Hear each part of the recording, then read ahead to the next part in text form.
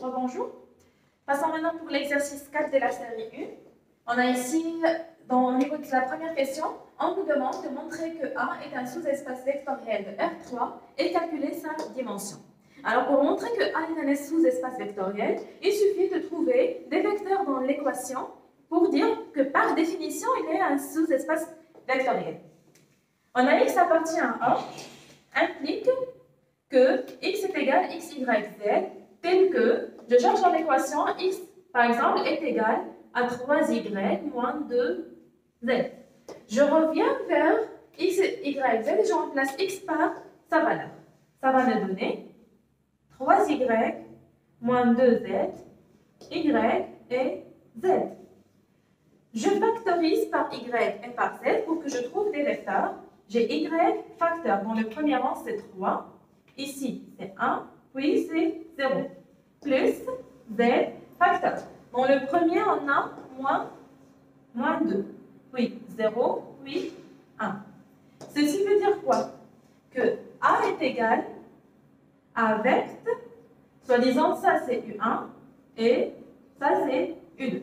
Vect de U1, U2, qui est par définition un sous-espace vectoriel. Alors ça pour la première question. Après, on vous a demandé de calculer la dimension. Calculer la dimension, on sait que selon le théorème fondamental, si la P est une base, donc on peut dire que le cardinal de P est égal à la dimension de A. Donc vérifions que P est une base. Donc ici pour la dimension, on a P est égal à U1, U2, est une famille génératrice par définition.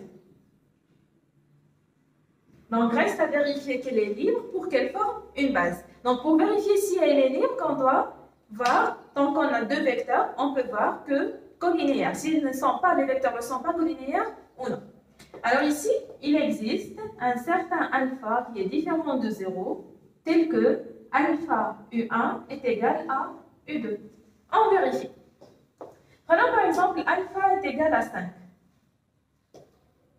Donc 5 fois U1, U1 on a c'est 3, 1, 0. Cela veut dire 5 fois 3 ça fait 15, 5 fois 1 ça fait 5, puis 5 fois 0 ça fait 0. Celle-ci elle est différente à U2 qu'on avait trouvé, moins 2, 0, 1. Donc on peut dire que U1 et U2 ne sont pas collinéaires et donc la famille, elle est libre. La famille, elle est libre et une génératrice, donc elle forme une base. Et donc, selon le théorème fondamental, on a le cardinal de P qui est égal à 2 est égal à la dimension de A. Et c'est là pour la première question. Maintenant, passons pour la deuxième question.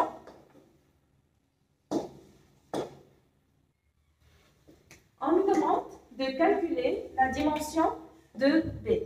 De la même manière, on a déjà B est égal à vect, soi-disant ici W1 et W2.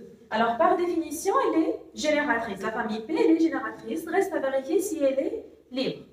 Toute cette rédaction, vous allez la trouver au niveau de la correction du TD à la plateforme Moodle. Donc ici, l'essentiel, c'est de suivre l'encheminement et de comprendre comment on fait.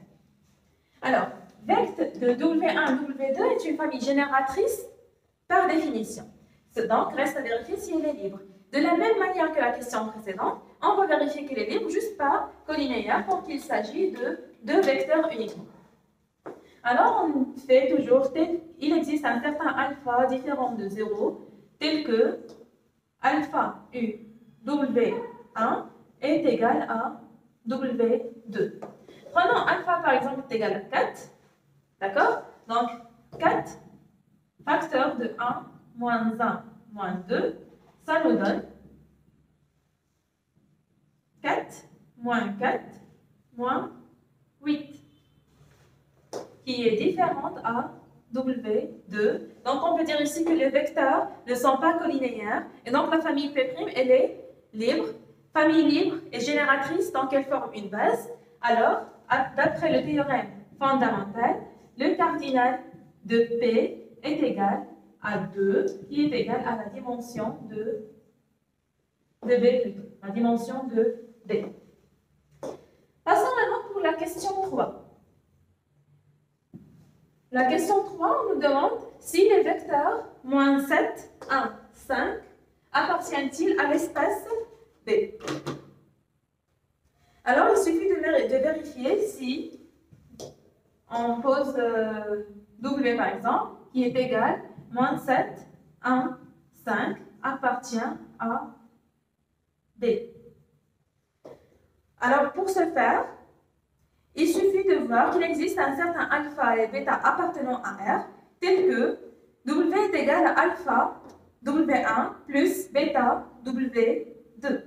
Donc, on va faire, il existe, quel que soit alpha et bêta appartenant à R, tel que alpha W1 plus bêta W2 est égal à 0 dans R3. Alpha W1, c'est alpha facteur de 1, moins 1, moins 2, plus bêta facteur de 3, moins 1, moins 3, est égal ici, c'est plutôt pas 0 et 3, mais W qui est qu'on cherche dès le départ, moins 7, 1, 5. On va former notre système. Donc, alpha plus 3 bêta est égal à moins 7. Puis, moins alpha moins bêta est égal à 1. Puis, moins 2 alpha moins 3 bêta est égal à 5. Donc, après calcul, on doit trouver que alpha est égal à 2 et bêta est égal à moins 3. Alpha est égal à 2 et bêta est égal à moins 3. Ceci implique que W est égal à 2W1 moins 3W2. Ceci implique que W elle appartient à l'espace B. Maintenant, passons pour la quatrième question. Alors, pour montrer que V appartient à A, il suffit de montrer que V1 appartient à A et que V2 appartient à A. Donc, il vérifier si, quel que soit alpha et bêta appartenant à R, alpha 1 U1 plus bêta 1 U2 est égal à V1. Donc, c'est là pour vérifier que V1 il appartient à A. Après, on a alpha 2 W1 plus bêta 2 W1 est égal à V2 pour montrer que V2 il appartient à A. Si les deux sont vérifiés, donc V appartient à A. Débutons par V1 appartient à A. V1 appartient à A, donc alpha 1 U1. Alpha 1 U1, on avait trouvé déjà. Alpha 1 U1, on avait trouvé que plus bêta 1 facteur de moins 2, 0, 1. Ceci va être égal à V1 qui est égal à 1, moins 1, moins 2. Alors, on forme ici notre système. 3 alpha 1 plus, plutôt moins 2 bêta 1 est égal à 1. Après, alpha 1 est égal à moins 1, puis bêta 1 est égal à moins 2. Donc, dès le départ, on a alpha 1 est égal à moins 1 et bêta 1 est égal à moins 2. Ceci implique que U1 moins 2 U2 est égal à V1. Donc, on peut dire que V1 appartient à A. De même, on va le faire pour V2 appartient à A. Alors, on aura alpha 2 facteur de 3, 1, 0 plus bêta facteur de moins 2, 0, 1 est égal à 3 moins 1 moins 3. On va former le même système. 3 alpha 2 plus 0 est égal à 3. Après, alpha 2 est égal à alpha 2 est égal à moins 1. Et puis, bêta 2 est égal à moins 3. Alors, on a déjà vérifié que, à ce niveau-là, moins U1 plus, plutôt moins 3 U2 est égal à V2. Ceci implique que V2 appartient à A. Et donc, on a vérifié les deux conditions. On a V1 appartient à A et V2 appartient à A. Alors, reste à me dire que, quel que soit X appartient à vecteur V1, V2, X appartient à A. Et on a vecteur V1 et V2 appartenant à A, donc on peut conclure que B appartient à A. Par la suite, on nous a demandé de déduire que B est égal à A ou bien A est égal à B.